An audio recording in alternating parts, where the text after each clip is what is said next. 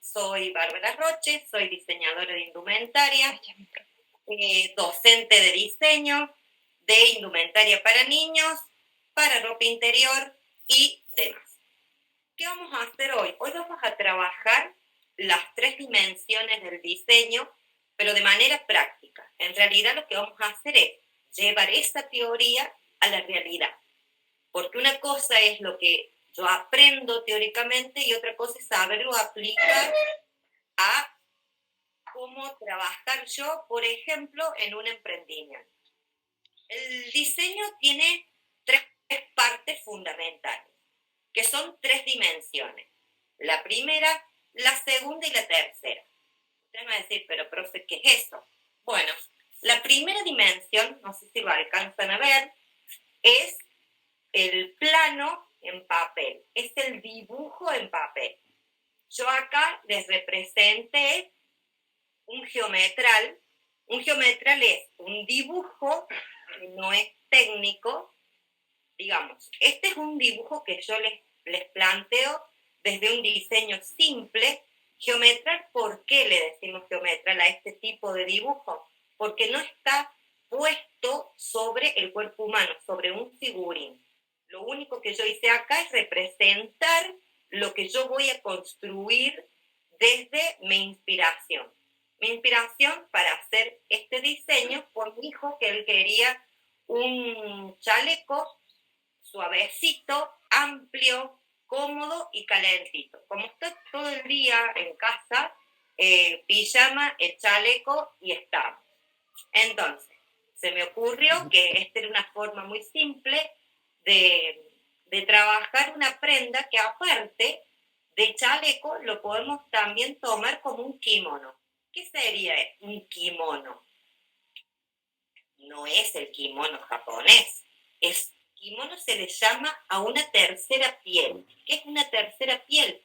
Es cuando yo utilizo una prenda desde la ropa interior hacia arriba. Es decir, mi primera piel va a ser la ropa interior, mi segunda piel va a ser mi prenda de calle, y si yo agrego una pieza más, voy a obtener una tercera piel. Puede ser de abrigo o puede ser de adorno. Por ejemplo, en este caso, yo lo voy a utilizar como abrigo. Usted lo pueden hacer como quieran, de tela más liviana, de jean, de lo que ustedes quieran. Porque en realidad, aparte de abrigo, también sirve como adorno. Bueno, entonces a partir de este geometral es que hoy vamos a trabajar de pasar en la primera dimensión, que es el diseño en papel, lo vamos a pasar en la moldería, que ya es la segunda dimensión. ¿Por qué? Porque yo construyo esto, que es algo ideal, a la realidad.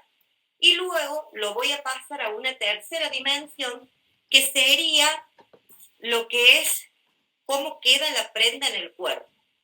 Ya es una realidad que la prenda va a estar realizada con todos sus procesos, pero que me la voy a poner yo, que la voy a poder utilizar. ¿Estamos? Entonces, partiendo desde el dibujo, vamos a trabajar ahora las medidas que ustedes van a necesitar para hacer particularmente la prenda que acabamos de ver. Para hacer este tipo de prenda que vimos recién, la primera medida que yo voy a utilizar es el contorno de busto. ¿Cómo voy a tomar el contorno de busto? Agarro mi centímetro, voy a poner mi centímetro en la parte más ancha del busto, la más sobresaliente. Y siempre voy a tratar que el centímetro quede ajustado. No voy a dejar que el centímetro se sube y se baje. No voy a dejar centímetros. Siempre lo que voy a hacer es ajustarlo bien, porque esa es la medida exacta del busto. Entonces, primera medida para construir un kimono o un chaleco es el contorno de busto. ¿Qué medida vamos a utilizar luego? El largo que yo le voy a dar a mi chaleco. Mi centímetro en la unión del cuello y el hombro. De ahí paso por el busto hasta donde yo quiera. Por ejemplo, yo lo hice al mío de 60 centímetros. porque larguito me pareció más abrigado. Ustedes lo pueden hacer del largo que quieran. Si ustedes lo quieren hacer largo hasta la rodilla, van a extender el centímetro a las rodillas. Si lo quieren hacer pasando la cola, pueden hacerlo también, que queda re lindo, en las mujeres queda muy lindo abajo de la cola. Entonces, segunda medida, largo de la prenda que yo voy a construir. Vamos, 2 medidas, contorno de busto y largo de la prenda que voy a construir. Otra medida que voy a necesitar es el ancho de espalda. El ancho de espalda lo voy a tomar, en este caso es un poquito, pero ustedes se van a tocar los huesitos de los hombros y desde el huesito de un hombro al huesito del otro hombro va a ser mi ancho de espalda. No se pueden olvidar de esta medida porque es lo que nos va a marcar más adelante cómo hacer la cista de la presa.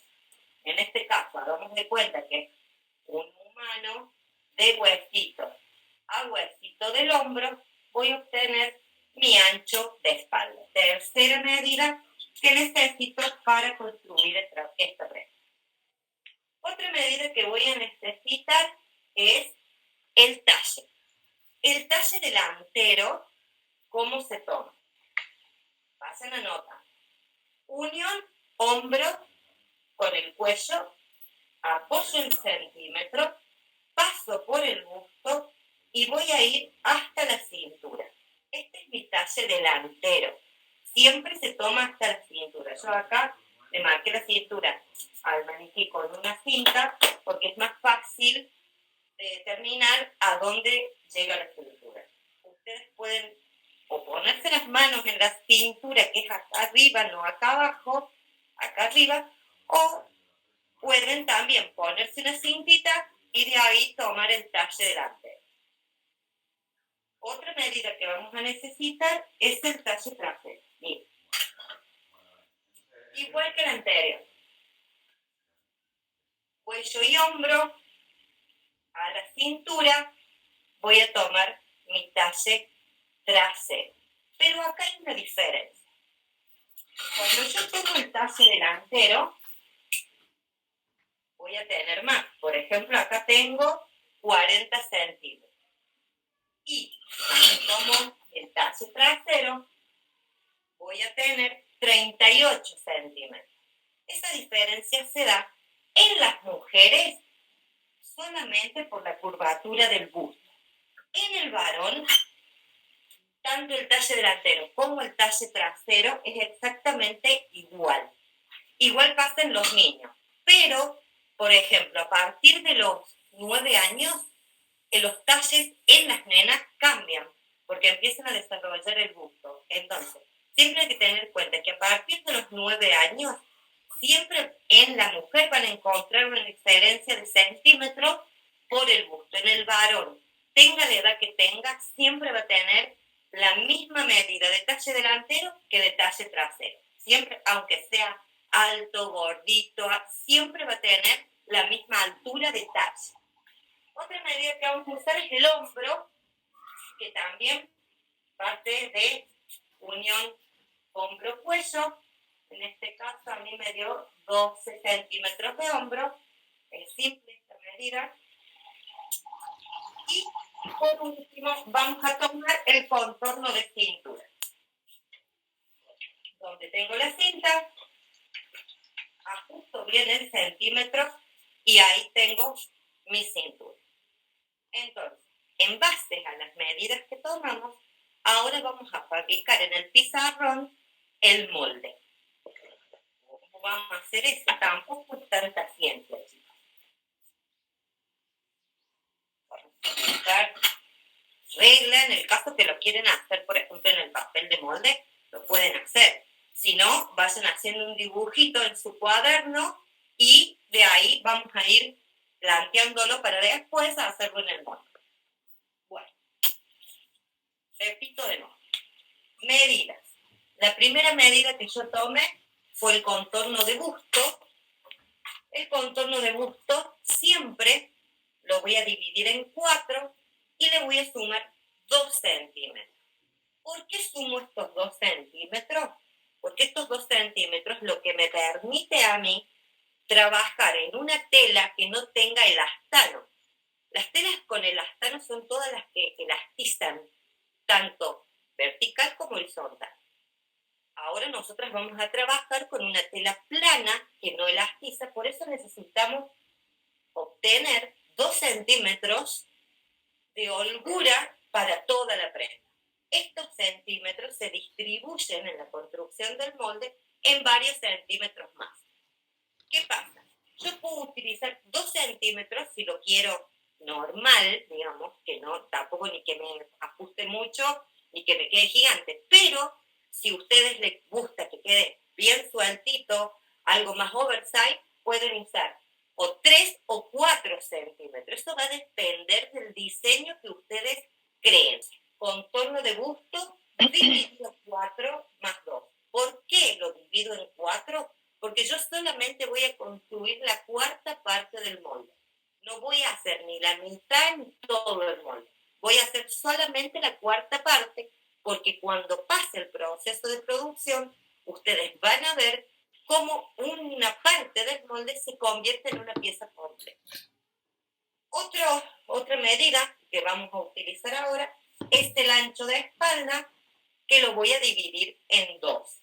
Yo les voy anotando aquí las fórmulas que se utilizan para crear esta prenda, pero lo mismo las vamos a volver a repasar cuando trabajemos directamente en el cuadro. ¿Cómo empiezo yo a crear una prenda si lo tengo que hacer en el papel de molde? Porque yo se los voy a mostrar en el pizarrón y ustedes pueden decir cómo lo hacen en el molde. Por ejemplo, papel de molde que pueden comprar ustedes yo utilizo los papeles de la roticería, que son para envolver comida. Son los más económicos, porque viene por kilo, por medio kilo, y aparte porque tiene durabilidad el molde. ¿Eso qué significa? Que yo no voy a tirar la moldería cada vez que hago una prenda, porque no les rinde. Lo que ustedes construyan de moldería siempre es bueno dejarlo, porque por ahí nos sale algo para hacer y yo ya tengo la moldería hecha. Tanto para ustedes como si ustedes trabajan para afuera o hacen sus emprendimientos, traten de ir guardando la moldería. El mejor resultado es, digamos, el papel de roticería. No se rompe, es duradero, lo doblas, lo enrollas y siempre está intacto. El papel tisú, que es el original de molde, se rompe mucho, no es durable.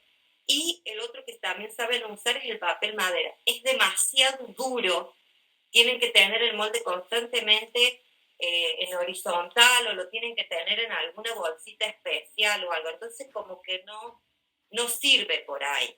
Y no lo pueden doblar, porque una vez que ustedes doblaron el papel madera, no vuelve a adquirir la misma forma. Este anda re bien. ¿Cómo voy a utilizar el papel del molde? Siempre voy a utilizar como viene de fábrica. Es decir, que yo cuando construya mi molde, voy a empezar desde los márgenes que tiene de fábrica. No voy a hacer ni bajar 1 centímetro, ni le voy a hacer un contorno, no. Directamente voy a trabajar con los cortes que trae de fábrica. Les ahorra tiempo y saben que siempre va a salir perfecto el molde. Entonces, una vez que ustedes ya tienen claro cómo es el trabajo en el molde, todo lo que yo explique en el pizarrón, ustedes lo pueden aplicar directamente en el molde o después lo hacen en su cuaderno y lo pasan en el molde. Bueno, ahora vamos a hacer la construcción de la segunda dimensión del diseño. Todo diseño todo diseño, chicas. Desde la ropa interior, la ropa de bebé, de niño, adulto, talles especiales o talles convencionales, siempre parten de un rectángulo. No hay ni una otra imagen geométrica que ustedes vayan a usar. Siempre va a ser lo mismo, siempre es un rectángulo. Todo en costura tiene que ver con un rectángulo.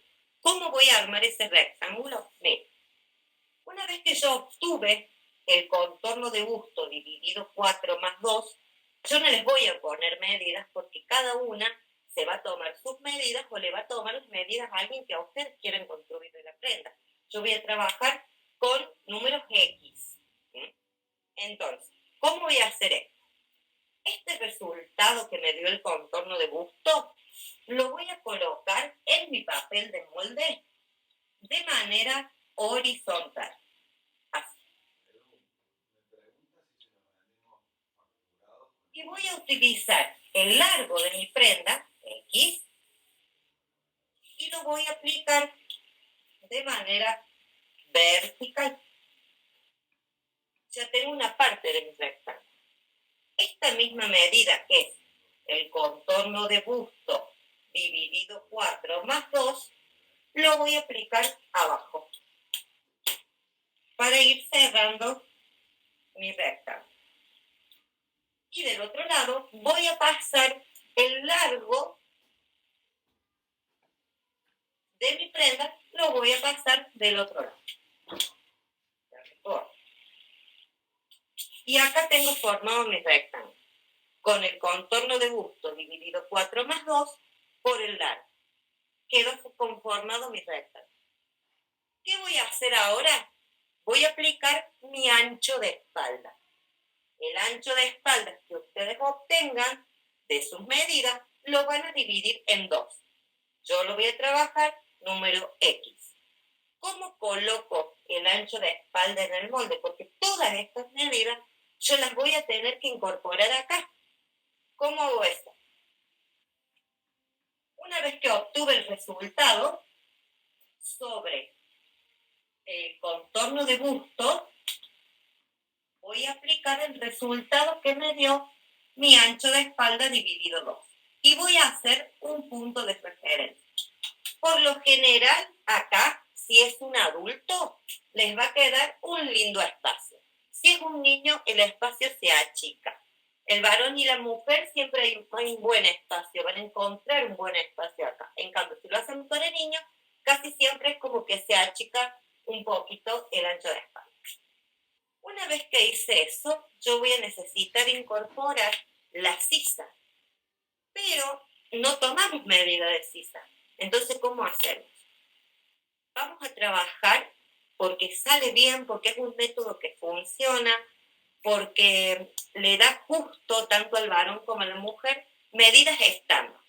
Por ejemplo, la mujer es 24 centímetros de sisa y el varón es 26 centímetros de sisa. Siempre igual. Mujer, a partir de los 13 años pueden utilizar 24 centímetros de sisa. El varoncito por ahí va a depender. El varón es como que o crece mucho o no crece, entonces por ahí, desde los 14 años, pues en adelante se pueden usar 26 centímetros de sisa que va a quedar bien. Recuerden que la moda masculina ha cambiado muchísimo. Por ejemplo, ahora la moda masculina es muy entallada, que antes no. Entonces, a partir de los 14 años, este es una medida estándar que van a poder utilizar siempre. Yo lo voy a construir para mujer. Entonces, ¿qué voy a utilizar? Estos 24 centímetros de sisa los voy a aplicar en el punto de referencia que yo hice de mi ancho de espalda. Pongo el 0 de la regla y bajo los 24 centímetros. ¿Está? Línea. ¿Qué voy a hacer ahora? Voy a cerrar esa línea con una línea horizontal. Bueno, acá voy a construir la sisa y acá voy a construir escote y hombro. ¿Cómo se construye el escote? También vamos a trabajar para varón y mujer a partir de los 14 años con talles estándares, con medidas estándares. ¿Por qué? Porque funcionan, porque siempre nos da una posibilidad de agrandar o achicar el escote y con estas medidas jamás se les va a desbocar. Desbocar es cuando empieza a hacer pliego el escote. Nunca va a pasar eso con estas medidas. ¿Cómo las vamos a aplicar? De manera horizontal voy a aplicar siempre 7 centímetros y medio.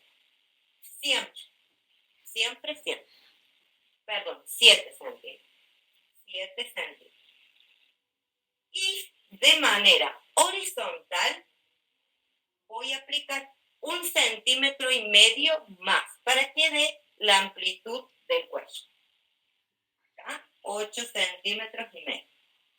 Entonces, con línea punteada voy a unir las dos medidas que me van a dar otro rectangulito. ¿Qué voy a hacer adentro de este rectangulito? Voy a trazar mi escote. Esto es yo lo realizo a mano alzada. ¿Por qué? Porque si yo utilizo las reglas de curva, por ahí quedan como muy cerrados los escotes. Entonces, por ahí es preferible trabajar desde el dibujo, desde ver cómo queda, de practicar yo, mi mano, el dibujo. Entonces, ¿cómo hago? Desde los 7 centímetros hago una curva hasta los 8 centímetros y medio. Así como lo hice yo, a mano alzada. Desde los 7 voy hasta los 8 en forma de curva. Y ya tengo el escote de mi prenda. ¿Qué voy a aplicar ahora? El hombro. Pero ustedes van a anotar que para realizar el hombro yo voy a necesitar una medida que se llama bajada de hombro delantero. ¿Cuánto es esa medida? 5 centímetros.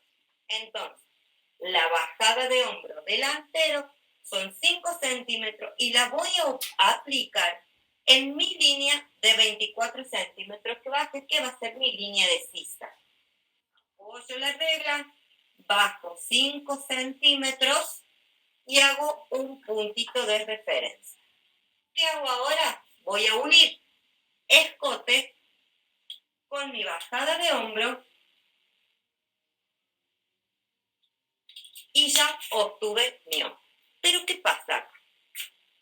Suele pasar que cuando yo armo el molde, el hombro no coincide con la medida real que yo tomé de mi hombro o de la persona que voy a construir la prenda. Entonces, ¿qué tengo que hacer ahí? Y hay como un tip que es, si por ejemplo, a ver, en mi caso acá, el hombro tiene 10. Si en mi caso mi hombro hubiese sido de 9 centímetros, yo ese 9 lo voy a aplicar en la bajada de hombro. Y voy a estar a 1 centímetro del escote que tracé originalmente. ¿Qué hago acá? Desde el centímetro, porque ese va a ser mi hombro real, voy a modificar el escote porque el hombro no puede ser ni más grande ni más chico que el real. ¿Por qué? Porque pasa que la prenda cuando yo la hago cae. Si yo quise que el escote cayera, lo puedo dejar directamente como lo armé al principio. Pero si yo quiero que mi hombro quede exacto, que pasa muchas veces en todo lo que es sastrería, en los sacos, que tiene que quedar exacto el hombro, se realizan todo este tipo de correcciones antes de cortar. Pero ¿qué pasa si mi hombro es más grande? No más chico como yo lo planteé recién. Voy a hacer exactamente lo mismo. Por ejemplo, hagan de cuenta que mi hombro tiene 11. ¿Cómo voy a hacer?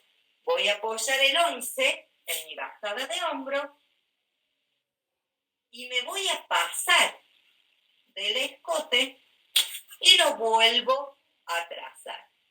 Es decir, que si yo tengo el hombro más chiquito, me salgo del escote y vuelvo a trazar. Si yo tengo mi hombro más grande, voy hacia adentro del escote y lo vuelvo a trazar. Esas son las dos opciones que ustedes van a tener cada vez que trabajen con el hombro. Una vez corregido el escote, pasamos a la sisa. ¿Cómo voy a hacer la sisa? Ustedes van a necesitar, y acá presten atención y anoten, si van haciendo un gráfico, anótenlo sobre el gráfico. Yo voy a necesitar tomar la medida desde la bajada de hombro hasta hasta la línea de altura de sisa, voy a medir cuánto tengo. En realidad, esta medida es la que yo voy a tomar. En realidad, como estamos trabajando medidas estándar, siempre les va a dar 19 centímetros acá en el caso de la mujer. Entonces, una vez que yo sé que es 19 centímetros, voy a dividir esa cantidad a la mitad.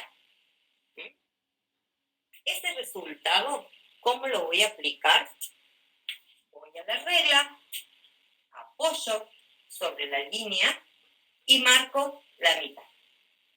Marco un puntito de referencia. ¿Qué hago luego? Con la regla, apoyamos en el puntito de referencia y hacia dentro del molde voy a marcar 1 centímetro. ¿Está? Y ahora, nuevamente, como hice con el escote, a mano alzada, voy a trazar mi sisa. Por ahí, yo sé y entiendo que en el diseño lo más complicado es el dibujo. No todas quieren dibujar, pero es básico, chicas. Si ustedes no saben dibujar, va a costar muchísimo el trazado del molde, porque el entrenamiento de la mano que da el hacer un figurín, el trabajar curvas, es lo que las va a ayudar a ustedes en los trazados de los moldes, en la interpretación de los moldes. ¿Qué voy a hacer ahora? Insisto, a mano alzada, dibujando, voy a ir desde mi bajada de hombro, formando una curva que va a pasar por el centímetro que entré hacia dentro del molde y en forma de curva voy a ir hasta el final de mi molde. Y aquí tengo la sisa del delantero que estamos construyendo, el delantero. Puede que por ahí, cuando ustedes lo hagan en la realidad en el molde, no cueste que llegue a esos centímetros. Nos podemos pasar un poquito como medio centímetro no más para darle una forma anatómica a la sisa, que no quede tipo escuadra. Tiene que quedar siempre bien redondeadita. Cuando ustedes hagan la sisa, aléjense del molde, obsérvenla, fíjense que quede linda, porque aunque no crean, ese queda linda, hace que la manga, porque acá va a ir la manga, quede bien. ¿Estamos? ¿Qué hacemos ahora? Vamos a aplicar el talle delante. Yo voy a trabajar una medida X, ustedes van a trabajar su medida o la medida que tomaron a quien le quieran realizar la prueba. Todo molde, la parte más larga es la del escote. No es ni acá, ni acá, ni acá. Es desde el escote. ¿Qué voy a hacer ahí? Cero de la regla, apoyo en el escote y en forma vertical voy a trazar mi talle delante. Me doy cuenta que mi medida llegó hasta ahí y cierro esa medida. Esta línea que nos va a representar la cintura. Esta línea nos representa la cintura. Y ahora vamos a pensar en algo. Si yo construí un molde con el contorno de busto, cuando llego a la cintura no va a ser la misma medida. Es decir, va a ser mucho más grande de lo que realmente es mi cintura. Entonces, ¿qué hago acá? Voy a aplicar la cintura, el contorno de cintura dividido 4 más 2. Esa es nuestra cintura real. Y es la que yo necesito utilizar para que el molde tome forma, porque ahora está todo recto. ¿Qué vamos a hacer nosotros? Vamos a darle anatomía a este molde. ¿Cómo? Una vez que yo obtuve el resultado del contorno de busto dividido 4, cintura dividido 4 más 2, ese resultado X que yo tengo, lo voy a aplicar de izquierda a derecha. Miren, de izquierda a derecha aplico el resultado que me dio mi cintura dividido 4 más 2. Y más. Siempre la cintura va de izquierda a derecha. Porque este es nuestro centro delantero. Digamos, es esta parte. Entonces yo voy a trabajar la cintura de costado. Y el costado de mis moldes es este. ¿Qué voy a hacer acá? Voy a entallar porque está cuadrado. ¿Qué voy a hacer? 0 de la regla en la sisa y trazo una línea a donde marque mi cintura y desde mi cintura al final del molde entallo. Y así me queda trazado el delantero de la prenda que les mostré recién. Pero ¿qué pasa? Yo construí un chaleco y es lo que vamos a hacer. ¿Y qué voy a hacer con ese chaleco? Me lo voy a poner encima de otra ropa. Y va a haber un problema. La sisa va a ser muy ajustada. Entonces, ¿qué tengo que hacer? Darle amplitud a la sisa. Yo cada vez que quiera dar amplitud a la sisa, me voy a ir acá y voy a bajar entre 1 o 2 centímetros, miren, con la regla, siguiendo mi entalle, voy a bajar 1 centímetro en mi caso, bajo 1, ¿y qué hago ahora? Vuelvo a trazar la sisa al centímetro que yo bajo. ¿Por qué hago esto? Porque como voy a usar ropa debajo de esta prenda, me va a ajustar muchísimo, no voy a poder mover los brazos. Esto nos permite darle más amplitud a la manga y que no moleste. ¿Estamos? Entonces, aquí queda completo.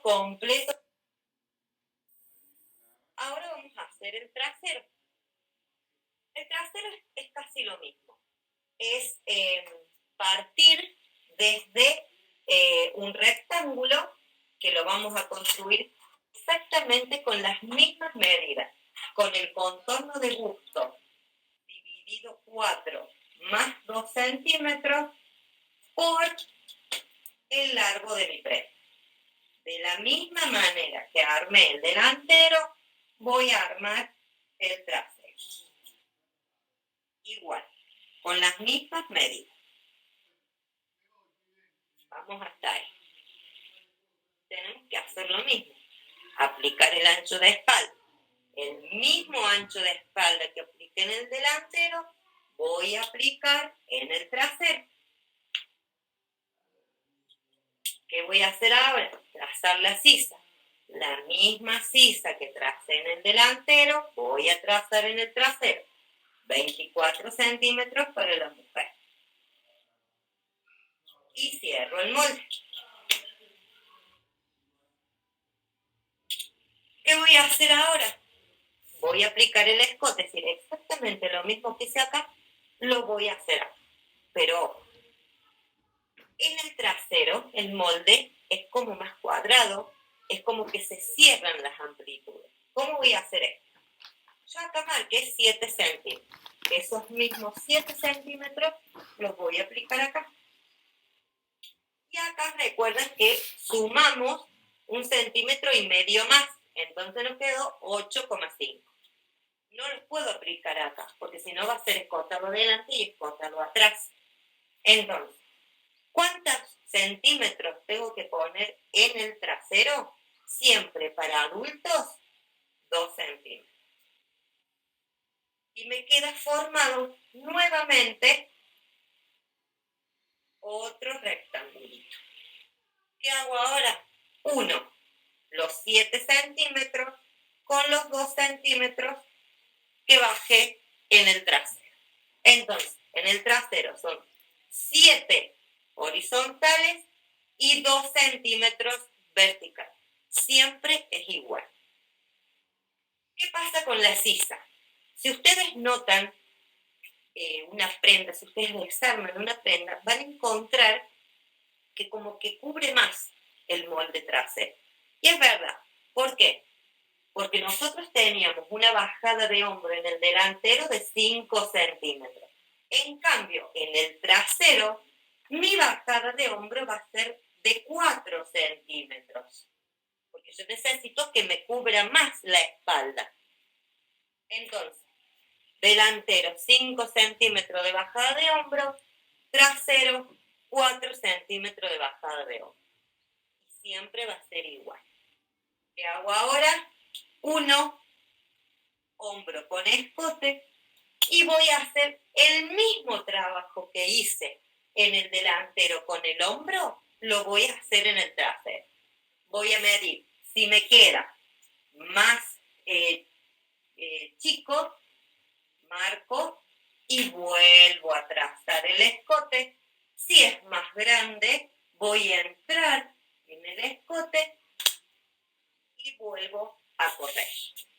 Y obviamente voy a corregir mi hombro de acuerdo a que sea más grande o más chico. Una vez que apliqué esto, voy a trabajar, como hicimos en el delantero, con la sisa. La sisa del trasero es muy simple y es más estándar también. ¿Qué voy a hacer? Desde mi línea de altura de sisa voy a subir 5 centímetros. Siempre. Varón, mujer, siempre 5 centímetros. Estamos hablando de ropa para adultos. Todas estas fórmulas cambian cuando hablamos de indumentaria para niños. Por ahora, como estamos trabajando adultos, siempre 5, hombre o mujer, lo que voy a necesitar subir en la sisa del trasero. ¿Y qué hago? Miren, desde la bajada de hombro, sobre la misma línea de sisa, voy a trabajar una línea punteada recta hasta los 5 centímetros. Y de ahí comienza la curva de la sisa hasta el final del molde. Acá es más pronunciada y acá es más cerrada. Siempre se va a construir igual. No hay otra forma de hacer la sisa. Tenemos escote, escote, hombro, hombro, sisa, sisa. ¿Qué nos falta trazar? La cintura. Vamos a ir a la parte más larga de nuestro molde, vamos a colocar el cero y vamos a ubicar nuestro talle trasero. Te doy mi teléfono. Recuerden que los talles se van a compensar una vez que corten la prenda. Porque una vez que vos te lo pusiste, el talle delantero y el talle trasero van a coincidir porque el busto, a darle la curvatura, levanta el talle delantero y se coteja con el talle trasero. ¿Qué hago acá? Lo mismo que hice en el delantero. Cierro el molde y voy a ubicar el resultado que me dio el contorno de cintura dividido 4 más 2 en el trasero. Y vuelvo a hacer exactamente igual que en el delante. Pero ¿qué pasa? Recuerden que nosotros bajamos la sisa. Acá vamos a hacer exactamente lo mismo. Yo bajé 1 centímetro en el delantero, tengo que bajar 1 centímetro en el trasero y vuelvo desde los 5 centímetros a trabajar mi nueva sisa. Y con esto yo estoy en condiciones de armar mi molde en papel. Yo ahora les voy a mostrar cómo yo hice mi molde en papel y les voy a enseñar a hacer el proceso de producción para que ustedes puedan no solamente armar el molde en papel, sino construirlo en la realidad, chicas, porque tampoco sirve una clase donde me quedo a la mitad. ¿Qué voy a hacer ahora? Voy a pasar a mi mesa de trabajo y ustedes van a ver cómo vamos a hacer para construir en tela el molde. Miren. Acá yo tengo mi molde delantero ya listo, cortadito. Recuerden que para cortar todo lo que es moldería no usamos la tijera que usamos de tela, sino que usamos una tijera escolar porque se desafinan las tijeras de tela. ¿Qué voy a hacer acá? Miren, esta es mi delantera. Yo dejé, para que quedara más holgadito el molde, 1 centímetro del doblez de la tela. Porque, miren, acá tenemos un retazo de tela donde yo encuentro el orillo, este es el que viene de fábrica. Acá se tejió la tela, acá pusieron la máquina y se tejió la tela. Esto siempre va a ser el largo. Todo lo que no tiene orillo va a ser el ancho. ¿Cómo voy a trabajar yo una tela para cortar un molde? Siempre la voy a doblar y utilizar el doblez de la tela para apoyar el centro delantero de mi molde. Recuerden que yo se los nombré. Bueno, ese centro delantero de mi molde es el que va a ir en el doblez de la tela. En este caso, yo lo que hice fue dejar 1 centímetro por el tema de que puede que tenga pancita por ahí. Mi nene es bastante robusto, así que por las dudas no lo hice en el molde a ese centímetro porque era como complicarlo el molde y no es necesario, sino que se lo puedo dejar acá y me sirve igual. ¿Yo qué tengo que tener en cuenta? Cuando yo voy a poner los moldes en mi tela, tengo que ver de que tenga restos de tela en todo el contorno del molde. Porque yo ahora voy a necesitar agregar los centímetros de costura para poder trabajar. En el caso de que le quede medio chicón, voy a tener tela para trabajar. Y si no, voy a trabajar justo. Pero nunca pueden trabajar con el límite de tela. Siempre tienen que dejar bastante cantidad de tela. Tampoco es que van a desperdiciar, pero sí dejar espacios para poder trabajar. ¿Qué voy a hacer ahora? Empiezo el primer paso productivo y ya entro a trabajar la segunda dimensión desde el plano de la construcción. Miren, yo voy a dejar un espacio acá arriba, voy a dejar mi centímetro, tengo acá abajo y tengo aquí el costado. Voy a ponerle alfileres al molde. ¿Cómo se ponen los alfileres al molde? No levanto el molde y coloco el alfiler. Jamás deben hacer eso. Hinco el alfiler y hago que solito salga el alfiler para afuera. Si yo entro a mover el molde, ven, se empieza a correr. Y eso es lo que nosotros tenemos que evitar. Entonces, vuelvo a apoyar. Apoyen sus manos. Y si van a levantarlos porque están aprendiendo, apenitas. Levanto, clavo el alfiler y sale solo el alfiler. Voy de nuevo. Pueden poner la cantidad de alfileres que ustedes quieran. Eso es a comodidad de cada una. Acá tengo como el mantel que por ahí me molesta para clavar alfileres. Otro. Pero acá se me movió un poquito. Lo corrijo.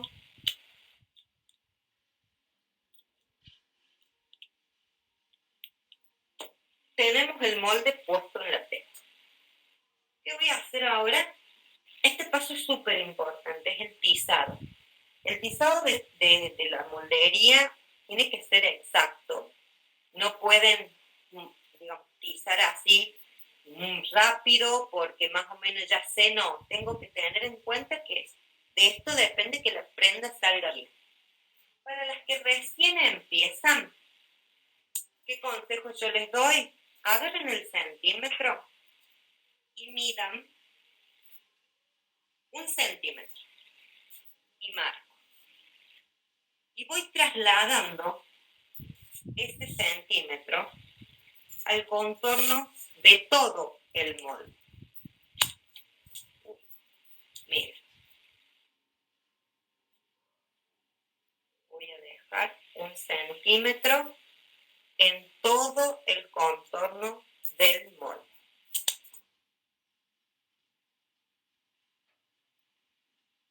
Ese excepto aquí, porque yo lo voy a utilizar a este centímetro.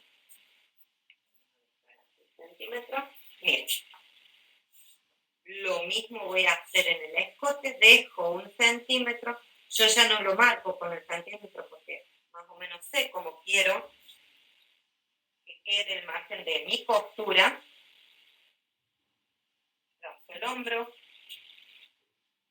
y trazo mi sisa. Con el tiempo ustedes no van a estar midiendo 1 centímetro, ya lo van a hacer a ojímetro.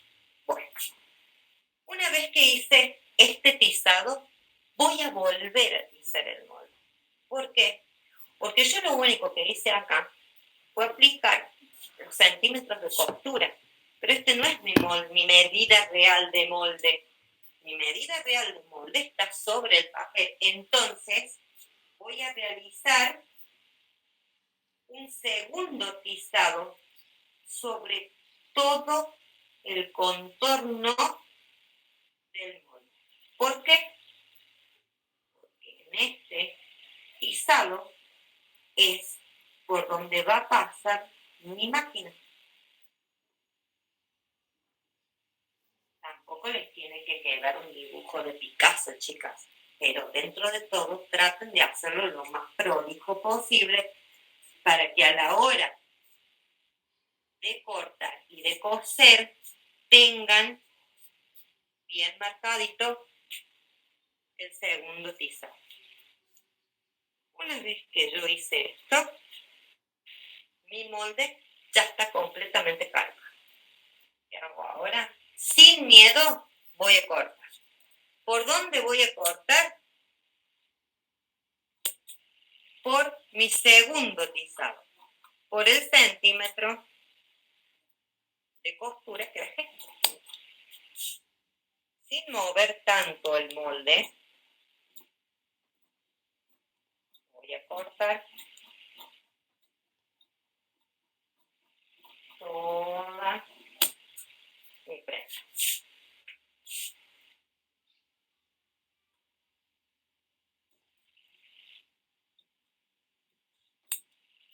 Sin miedo, ¿eh? Siempre lo que más les cuesta a la hora de realizar es el corte, porque tienen miedo de arruinar la tela, pero si no aprendemos de nuestros errores, no van a coser jamás. Sin miedo, corte. ¿Qué pasó aquí? Ya tengo formado y cortado mi molde delantero. Exactamente lo mismo voy a hacer con el trasero. Una vez que ya corte. ¿Qué tela es la mejor para usar, profe? ¿Cómo? ¿Qué tela es la mejor para usar? Va a depender mucho de lo que vos hayas diseñado. En mi caso, yo miren, ahora les voy a mostrar, yo compré un acetato frisado, que es, de acá tiene la frisa, que es muy calentita, y de este lado es como un jersey, porque no tiene pinta de acetato, el acetato es como más brillante, es como un jersey en realidad. Pero esta tela es bastante gruesa, de abrigo sirve. Pero, por ejemplo, si ustedes quieren hacerle a sus niños o para ustedes, que es como que nosotras tenemos como más diseño, podemos usar, si quieren algo tipo chaqueta, así como más top, pueden usar una gabardina, pueden usar el tropical mecánico, queda divino, porque es una tela económica, que tiene un lindo brillo, una linda caída, fácil de usar y sobre todo es súper económica.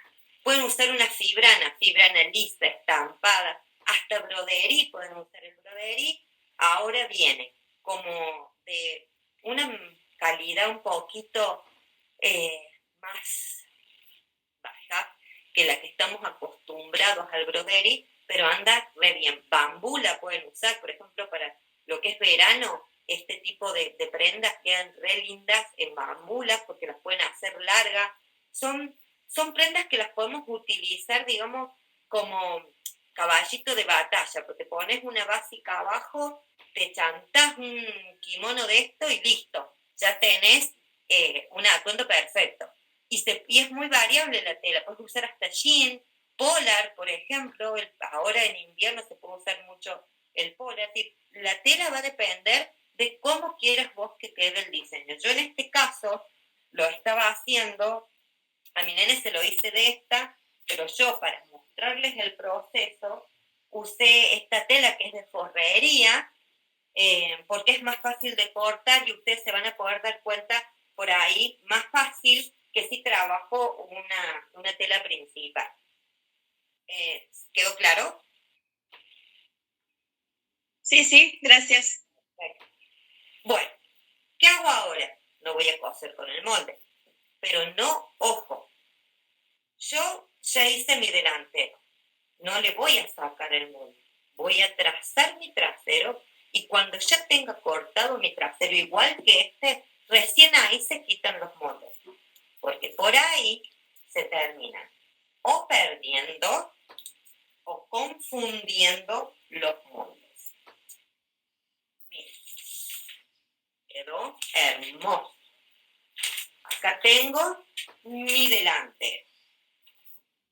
Recuerden, en este caso esta tela no hay diferencia entre el derecho y el revés, pero cuando yo trabaje con mi tela principal, con mi tela base, yo cuando doble mi tela para poner mi molde, la voy a colocar siempre del lado del revés donde voy a sentar mi molde, porque no puedo tizar la parte que se va a ver. Entonces, siempre voy a colocar mi molde del lado del revés de la tela donde va a quedar el tizado, nunca del derecho. ¿Qué voy a hacer ahora? Voy a hacer de cuenta que ya tengo mi trasero, y voy a enfrentar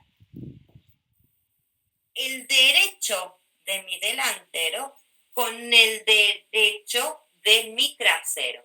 Y ahí va a quedar conformada las dos partes. Miren, yo ahora les voy a mostrar porque yo lo tengo semi terminado. Miren, yo acá enfrente la espalda con mi delantero. Usted me dice, sí, profe, pero usted nos mostró una parte toda entera y ahí tienen una cortada. Sí, señor. ¿Por qué? Porque una vez que yo corté mi parte delantera y mi parte trasera, al delantero, que le acabo de sacar el molde, sin moverlo, ¿qué voy a hacer? Con la tijera, apoyando la mano, voy a ir cortando el centro delantero de mi molde, porque esta pieza tiene 3 partes. No lo hice antes porque suele molestar por ahí las alfileres. Pero si ustedes lo sacaron como yo le dije al molde, va a quedar perfecto. Entonces, acá tengo las 2 partes de mi delantero que voy a trabajar. Entonces, aquí yo tengo las 2 partes de mi delantero, ¿ven? Y el trasero, derecho, derecho, derecho. Llevo acá. ¿Qué hago ahora? ¿Qué es lo primero que yo tengo que coser cada vez que armo una prenda que sea de la cintura para arriba, que se llama corpiño base? Voy a coser los costados de la prenda. En este caso, yo apliqué 2 costuras. Una costura recta, donde uní el trasero y el delantero, y para hacerle una terminación de fábrica, porque por ahí no me hace falta una máquina industrial para hacer una prenda o para emprender algo, con una máquina familiar, si está bien usada y la tienen en condiciones, pueden trabajar cualquier tipo de prenda.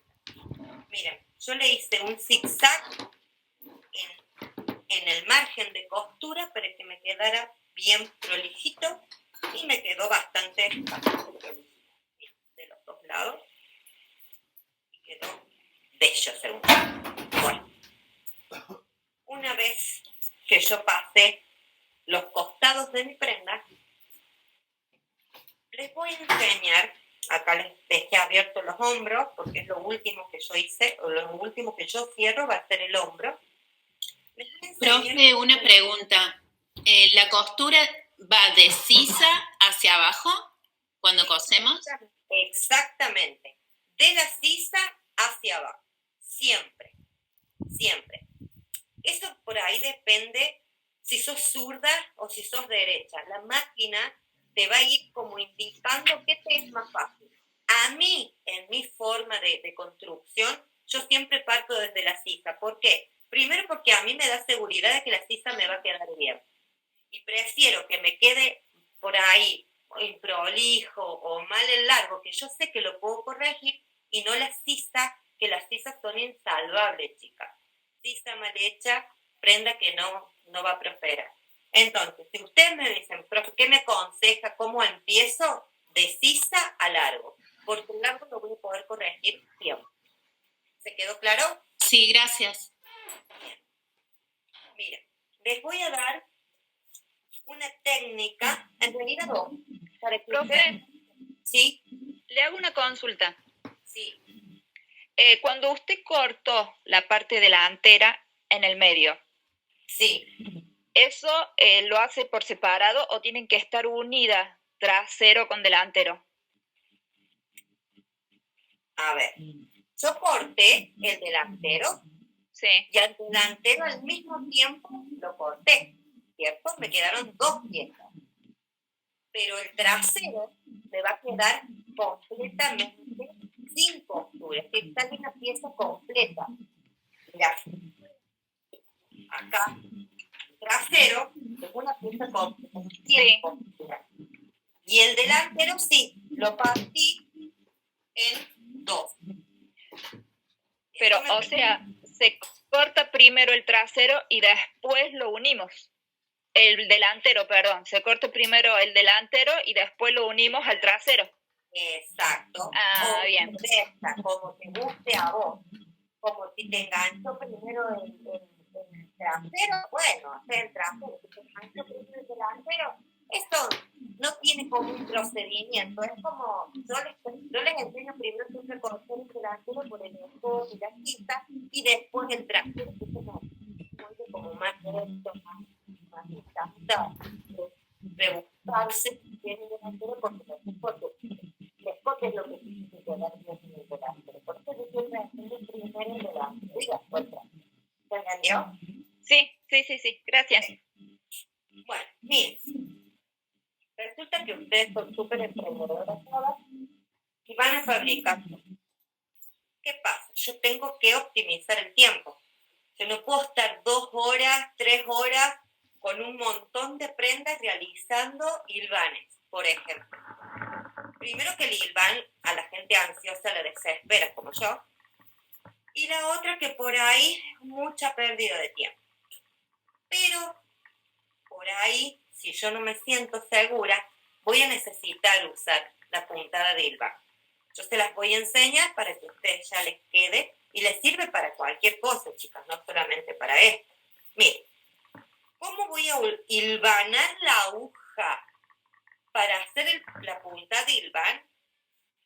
Voy a ingresar el hilo en la aguja, pero en el hilo de uno voy a realizar un nudito. Y voy a dejar solamente un trozo más o menos a la mitad, pero va a quedar el hilo de uno.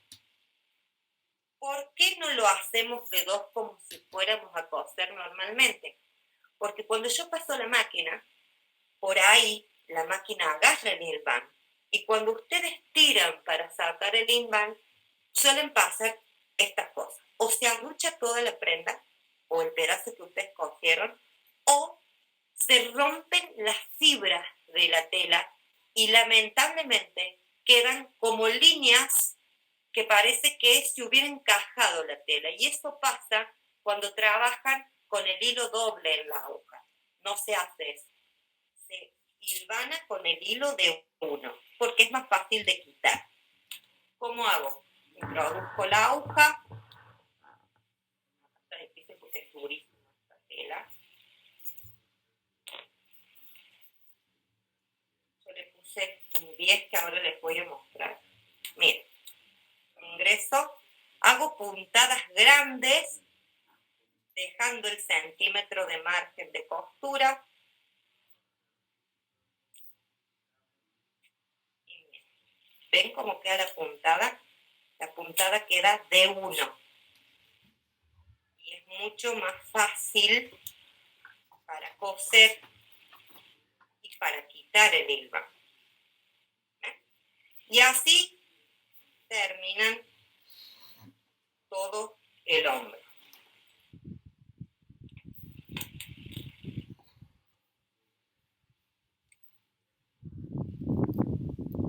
Ahí tengo una puntada de hilván simple y fácil de quitar.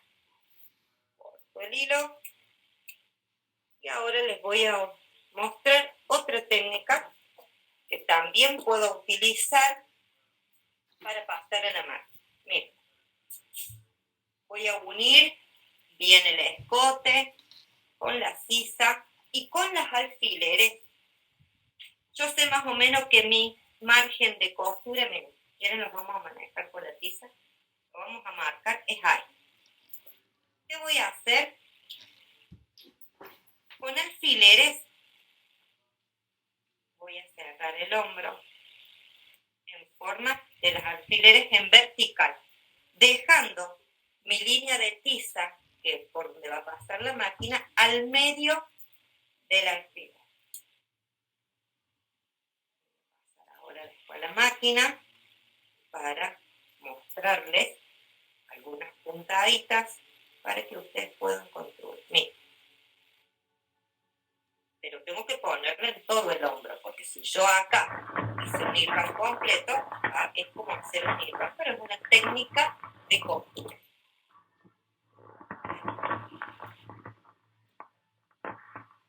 Yo tengo formado esta, que es con alfileres, y esta, que es con hilván simple, siempre simple. Ahora me voy a ir a la máquina y vamos a ver algunas puntadas. Ahora les va a enfocar la máquina y les voy a enseñar un tip por ahí que no lo tenían o no lo sabían. Miren, ustedes van a decir, ¿por qué tiene setup esa mujer en la máquina?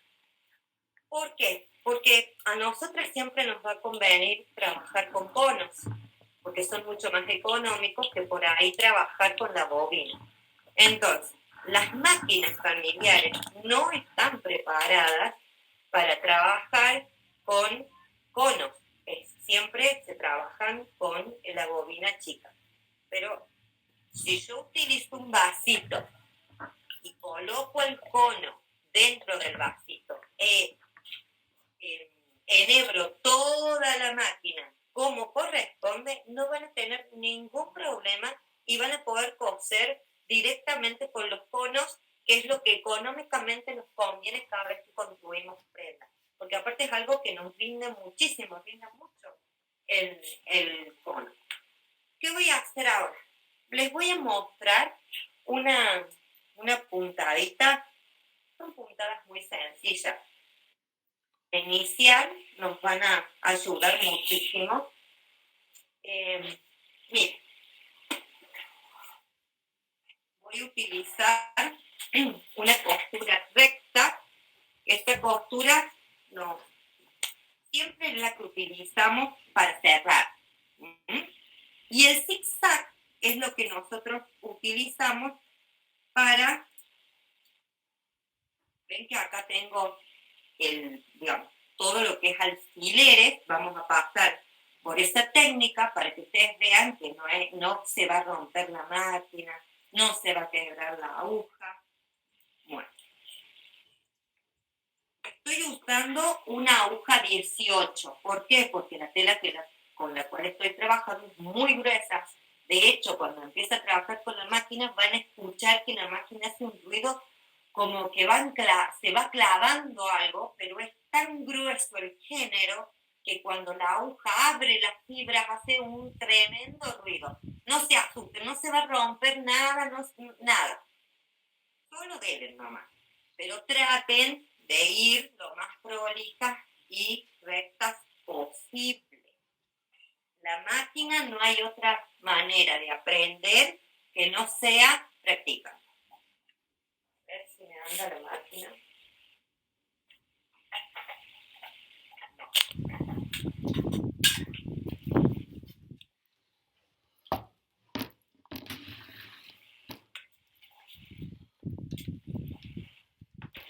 Ahí está. Bueno, ¿qué vamos a hacer? Se me apagaron todas las luces. Quedé en la oscuridad. Ahí va. Tengan paciencia, chicos, que esto es un horror. Entonces, miren. Voy a colocar la aguja en la línea que hice de tiza y las alfileres habían quedado un poquito para un lado, un poquito para el otro, al medio. Bajo la aguja y miren, pasa perfectamente la máquina y no sienten el ruido que hace. Esto es el ruido que hace la aguja cuando abre el péndulo. No sé si ven que aquí pasé toda la costura por mi línea de tiza con las alfileres puestas. No saqué en ningún momento las alfileres. Ahora las retiro a la prenda de mi máquina y retiro todos los alfileres.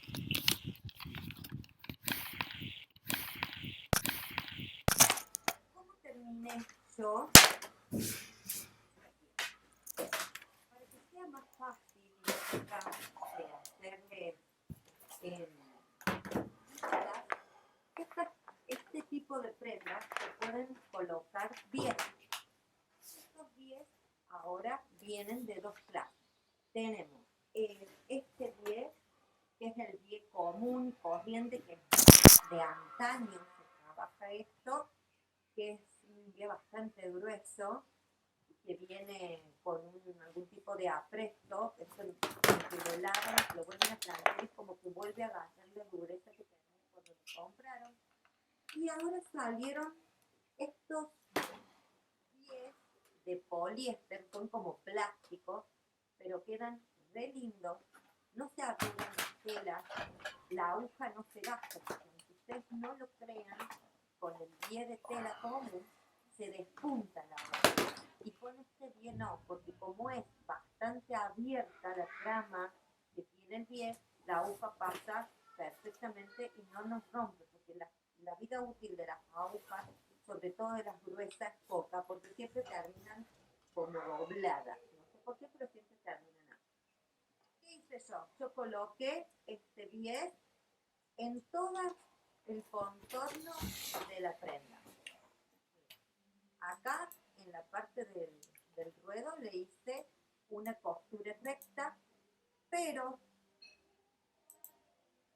en el frente, en el cuello, en las pistas, le hice una costura con zigzag, porque me pareció como un recurso por ahí de diseño que queda más lindo.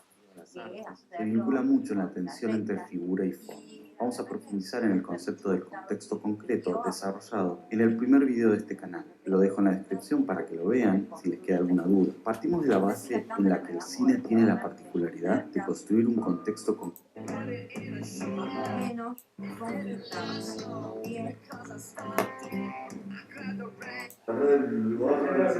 Yo aquí tengo el pie colocado, pero es desde empezar de cero lo mismo.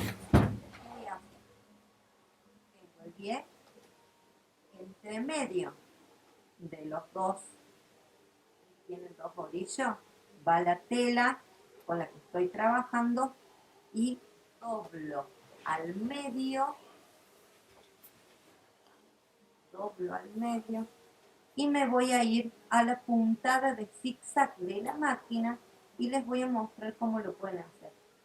Voy a tomar más cerca la cámara.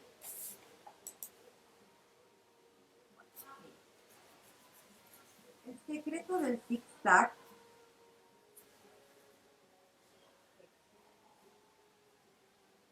es que la aguja pique en la tela y en el bies. En la tela y en el bies. Si yo logro mantenerme al medio y que la aguja vaya picando en las dos texturas, les va a quedar una postura perfecta. Bien. Postura zigzag. Coloqué entre medio de los orillos del bies, coloqué mi tela y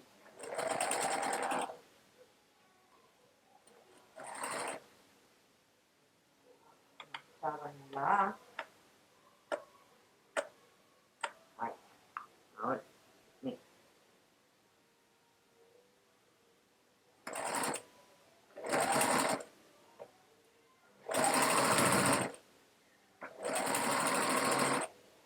Miren cómo va picando del bies a la tela, del bies a la tela y queda una costura perfecta. En este caso yo lo hice así porque me gustaba cómo quedaba esta textura. Y eso es prácticamente todo lo que es el armado de esta prenda.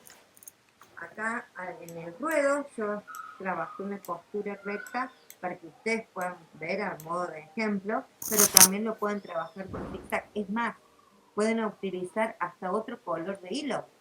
Pueden hacerlo con otro color y ya queda con otra combinación. Pueden hasta comprar hilo de lurex y mezclarlo con el hilo negro y ya les queda con un bit. Eso va a depender lo que ustedes quieran hacerle a la prenda. Igual que una vez ya la terminaron a la prenda, vamos, por ejemplo, ¿yo qué hice? A mi hijo le encantan los videojuegos del celu. Profe, una pregunta. ¿Sí? Cuando hace el bies en la sisa, el centímetro que hay para costura, ¿se saca o se deja? No, se deja todos los centímetros de costura. ¿Por qué se van a dejar? Porque como es un kimono, un chaleco, no le va a afectar en nada. Al contrario, le va a quedar mucho mejor y aparte vos recordás que el bies casi que te ocupa ese centímetro de costura. Entonces como que lo come el bies ese centímetro de costura y sigue quedando la pieza como vos la trazaste en el molde. Ajá, gracias, sí. Miren, póngale, yo ya que la tenga toda terminada, ¿qué puedo hacerlo acá? Puedo pintarle, puedo tejer algo y aplicárselo porque quedan re lindas estas cosas. Yo tengo que trabajar siempre a la hora de crear mi marca, que desde ahí parte todo emprendimiento de costura a partir de la marca que nosotras creamos. Entonces, ¿qué tengo que tener en cuenta? ¿Con qué público voy a trabajar? ¿En qué lugar voy a trabajar?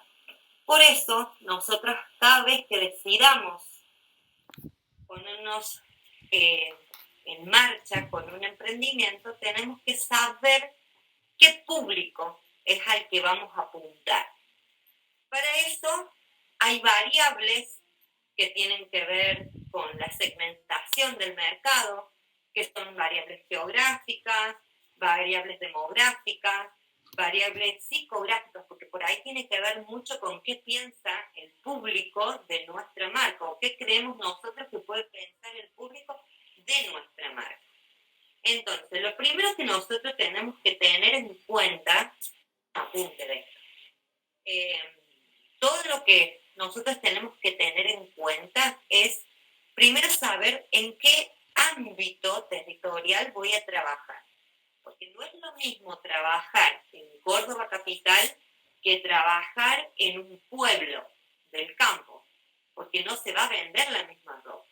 Yo acá tengo una inmensa cantidad de opciones, pero en el campo, con gente que trabaja en el campo, no le voy a vender una campera bordada jamás. Pero sí le puedo vender una camisa de overol, una camisa de trabajo. Por eso, lo primero que yo tengo que tener en cuenta al momento de armar una marca de ropa es en qué ambiente territorial voy a trabajar, en qué país, en qué región, si estoy trabajando para un pueblo. Tengo que estudiar la región en la cual quiero imponer mi marca. Una vez que yo tengo eso claro, de ahí como que va a ser mucho más fácil saber por qué lado voy a trabajar la marca. Otra cosa que tengo que tener en cuenta son todas las variables demográficas. ¿Qué tiene que ver eso? Y tiene que ver con la edad que voy a trabajar. La edad es fundamental porque yo necesito saber si voy a trabajar con ropa de niño, si voy a trabajar con ropa de adulto, si voy a trabajar con ropa de la tercera edad. Entonces, cuando yo, una vez que tengo claro cuál es la región en la cual voy a trabajar, tengo que ir y estudiar qué público, qué edad va a tener el público con el que yo voy a trabajar. Por ejemplo, yo les voy a dar como algunos tips para que ustedes vayan teniendo en cuenta. Por ejemplo, si voy a trabajar moda infantil, va de los 0 años a los 15. A los 15 dice la teoría, pero en realidad, hoy en día, hasta los 13 años voy a trabajar con un público infantil. Porque a partir de los 14 años ha cambiado mucho, no solamente la contextura física de los niños, sino lo que consumen como indumentaria los niños. Entonces, mi edad como infantil va a ser de 0 años a 13 años. Luego voy a tener los jóvenes que van de 15 a 24 años, que es un público bastante amplio, pero aún así es un público que depende de... así que es un público que tengo que llamar mucho la atención y que todo lo que yo diseñe tiene que provocarles mucho impacto, porque recuerden que ellos no cuentan con solvencia económica, son pocos los que cuentan con solvencia económica. Entonces, ¿quién compra? Los papás. Y si ellos no están convencidos de lo que quieren, es un cliente que seguramente voy a perder. Entonces, cuando yo diseño para adolescentes, para un público muy joven, tiene que ser siempre ropa impactante. Si ustedes hacen una recorrida por el centro, hay un par de marcas para adolescentes, hay una que está sobre la calle San Kika, sobre la calle San Martín, que ustedes van a ver que hay mucho brillo, que tiene cosas muy cortas, cosas en los tonos más de moda, el rosa, aunque no sea la tendencia, son prendas que se fabrican para llamar la atención específicamente a ese público. ¿Te queda claro? Después tenemos la ropa de adulto que va de los 25 a los 45 años, que yo siempre le digo que es una línea más prêt-à-porter. Prêt-à-porter significa que es ropa de calle, ropa que yo puedo utilizar a la mañana y a la tarde. Y es una ropa que puedo trabajarla tanto desde mi ambiente de trabajo como una reunión, una juntada con amigos, una ropa que tiene mucha forma de combinarse y que la voy a poder usar de diario. Y luego tenemos la tercera edad, que es otro tipo de prenda y es otro tipo de cliente. Una persona de la tercera edad tiene muy claro lo que quiere comprar, porque toda la vida se vistió de determinada manera. Entonces, es un público donde vos le podés ofrecerle ropa de diseño, pero siempre acorde a su edad, y van a ver que siempre son o polleras a la rodilla, pantalones rectos, blusas, que a lo mejor dentro de esta gama de prendas ustedes pueden plasmar su impronta sin pasarlas a otro nivel de edad. Pero es un público como muy estático porque tienen muy claro lo que quiere la gente de la tercera edad. Entonces, ahí ustedes tienen que ver con qué público, de qué edad va a ser con el que ustedes van a trabajar la marca que quieren emprender. Luego tenemos El género, obviamente, no va a ser lo mismo para hombre que para mujer. Entonces, si yo voy a crear una marca para mujer, tengo que tener en claro que tengo que tener mucha variedad. No es lo mismo que para el varón es como mucho más limitado en lo que es el diseño. Más allá que hoy he pasado mucho las prendas, la moda en sí, siempre el varón es como más de lo mismo, ¿verdad? Otra cosa que tengo que tener en cuenta es su ciclo de vida. A ver cuál es el público al cual yo intento llegar. Por ejemplo, si son jóvenes casados, si son jóvenes casados con hijos, si son adultos casados con hijos, si son adultos casados. ¿Por qué? Porque de esa situación económica que cumple el ciclo de vida va a depender el poder de compra que ellos tienen. Si yo apunto a un público infantil, por ejemplo, también sé que voy a trabajar con papás, con adultos casados con hijos o con adultos con hijos, que son aquellos que tienen el poder económico para poder consumir el producto que ustedes hacen. Entonces ahí tengo que tener en cuenta con qué ciclo de vida voy a estar trabajando. Por otro lado, yo tengo que tener en cuenta que para que mi marca prospere, tengo que trabajar con mis redes sociales. Si voy a utilizar Facebook para promocionar, sé que es un público más grande, de edad más grande. Si voy a trabajar con un público más joven, voy a utilizar Instagram, por ejemplo.